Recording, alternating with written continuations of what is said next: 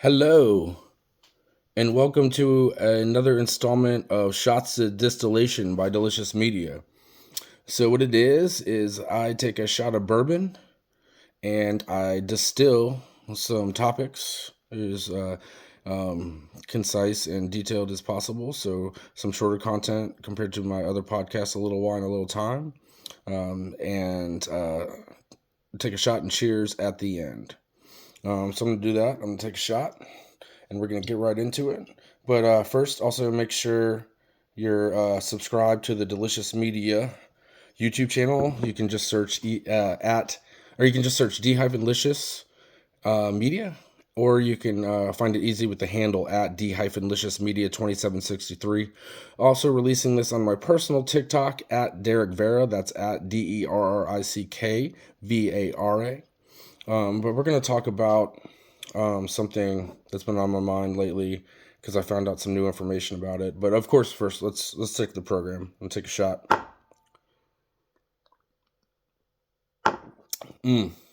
Delicious bourbon. So let's get into it. Afghanistan. Of course, we finally pulled out of the 20-year-long Afghanistan war. Joe Biden pulled us out.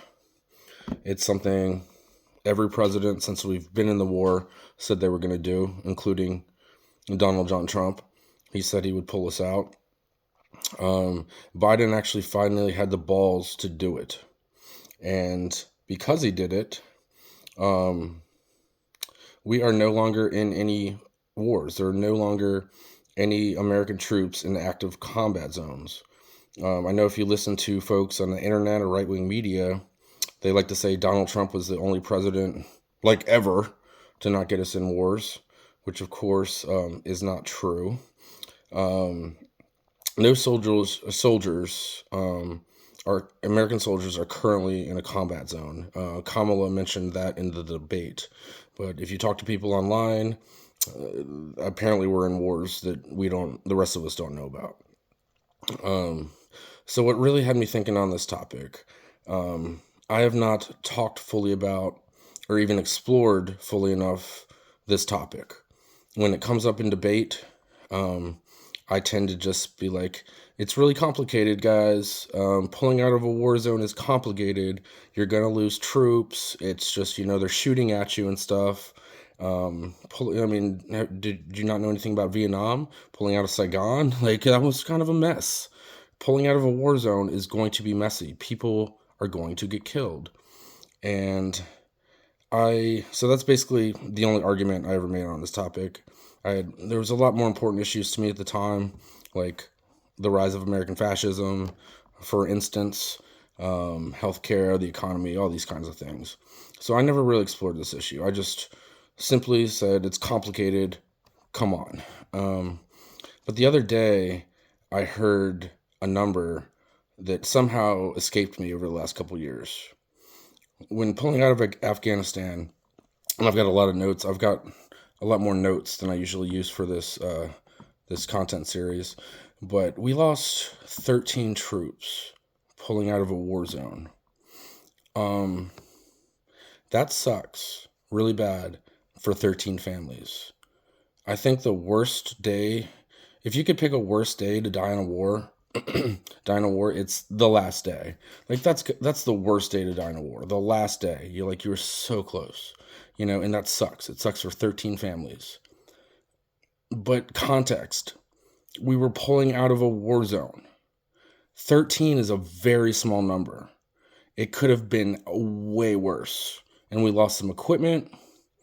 We lost vehicles, like 20,000 Humvees, armored vehicles, aircraft, some Blackhawks, fixed-wing aircrafts, small arms, rifles and stuff, guns, grenade launchers, mortars, artillery, support weapons, ammunition, some stockpile of small arms ammunition, some communication stuff like radio systems, encrypted communication devices, and intelligence gathering equipment. I can guarantee we lost some maybe intelligence gathering equipment, but I guarantee there was no sensitive information left behind. They weren't finding like our nuclear secrets and the communication systems. I don't know for sure because I'm a civilian. I don't have that kind of clearance. But just using common sense, I guarantee all the sensitive information was out. Body armor, helmets, goggles. So stuff that they're going to be using to fight each other now. Like, they're not flying a Black Hawk to the United States and like shooting rocket launchers to us. Like, what is it? No bullet left behind. Like, this is how war works. Like, if you're pulling out from a war zone, you're probably going to leave some equipment behind because you're trying not to lose as many troops as possible. And we only lost 13. And saying only, don't twist that at all, but only 13. We lost overall in 20 years 2,459 soldiers in Afghanistan. I think maybe, I didn't look this up, maybe I should have, but for a longer series maybe. I can't get fully detailed because these are shorter segments, but I'm wasting time saying that. But maybe Desert Storm was a war where we lost less people. So overall for a war, this is pretty good. We lost more than that. We lost pretty much double that on D-Day. One day compared to a 20-year war. But here's the number that's important. 20,769 were wounded in action. So 2,000, a little over 2,000 families lost people. That's really hard. What is also hard is being wounded in action. That's hard on your families. If you are lucky enough to have a family to go back to, losing limbs and learning how to like live again is kind of a tough situation. It's expensive to take care of wounded veterans, and we don't do a good enough job of that, Republican or Democrat, but I know there's a lot of Democrats that are trying to do good things on that, so that's a subject that I know a lot of people are passionate about. It hasn't been my main subject, but it's something I like to get into more. So what we're going to do 20 more years of this, 20 more years, and have another 20 million people wounded and another 2,000 and some dead. What do people want when they're talking about this? Could you imagine if we had this mindset on D-Day? On D-Day, we lost 4,441 Allied soldiers and they killed on D-Day. Could you imagine if everyone was like, well, we're losing too many people. Let's just let Hitler run wild over the world and eventually nuke us, take us over, whatever, Like, what if we had that mindset? We lost double the soldiers on D-Day, or at least the Allies did, than the total of numbered killed in Afghanistan in 20 years. I'm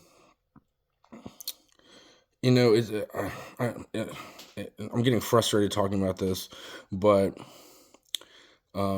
Trump tried to negotiate. He's such a great negotiator. I don't know if he's ever read The Art of the Deal. The only line he seems to know from it is, if I don't like the deal, I'm going to walk away. I just walk away. That's the only line I've ever heard him say from it. So I don't know if Trump's actually read the book. I know he didn't write it.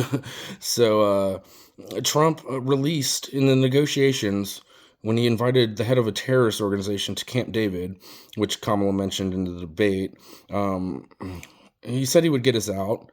He didn't. He released something like 5,000 Taliban fighters. Who do you think was killing the people that everyone's screaming about were killed? He released 5,000 Taliban fighters. I guarantee a good amount of them are quite possibly who shot and killed the soldiers we lost in the pullout. Like, is anybody not following this? And if you don't follow this, please talk to me in the comments. I'd love to talk to you about this. So we're spending $30 million a day in Afghanistan. $30 million a day.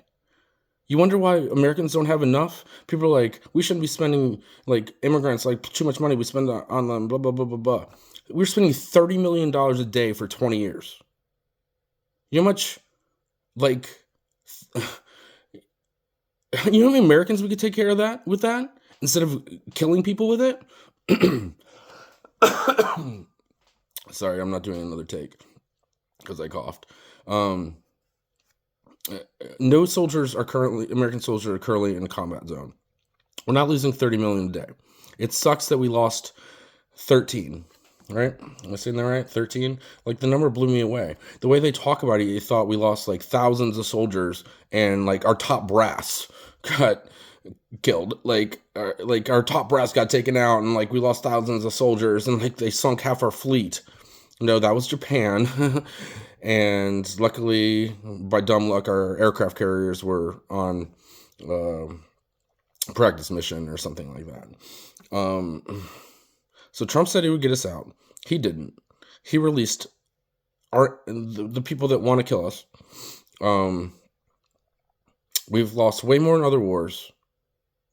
We lost 13. 13. If we had that attitude on D-Day, we'd be speaking German or Japanese or both. Just think about this in context. Sometimes things can suck. Sometimes things can suck, but they can still be way better than the alternative. Biden finally got us out of Afghanistan. So yeah, I don't know what else there is to say. Let me just double check and make sure I didn't miss anything. Check through my notes. What's this about? Oh, this is important. Okay. So we did leave we left 13 dead. We left a lot of equipment behind that it sucks. It's expensive, but it's way cheaper than what we were doing. It was already paid for, so, it was going to waste anyway. War is waste. War is waste. Like, no bullets left behind. We would have lost so much people if we would try to get that equipment out. But there were about 100 to 200 U.S. Citizens, like civilians, and of course a lot of Afghans, like translators and things like that helped us, probably with intelligence and a lot of stuff too.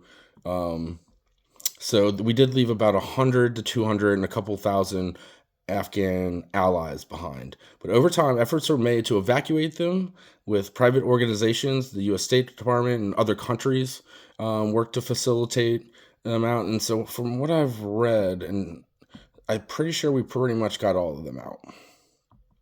And a lot of Afghan, and I'm sure a lot of them were killed. And that sucks. That's horrible. War's horrible. But we ended up getting a lot of our people back. In context, can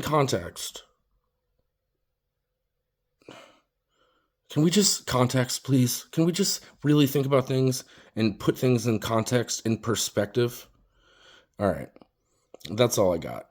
I hope I didn't ramble too much. This has been Shots of Distillation. Make sure you're subscribed to the D-Licious Media YouTube channel. Follow on all the social media and stuff. And just context. And I wish I would have known that number sooner. Maybe I would have talked about this more. But yeah, this has been Shots of Distillation. Listen to some previous episodes. I talked about, war and peace and stuff like that. I'm really glad I didn't cuss too much. All right. Cheers. Delicious bourbon. Peace.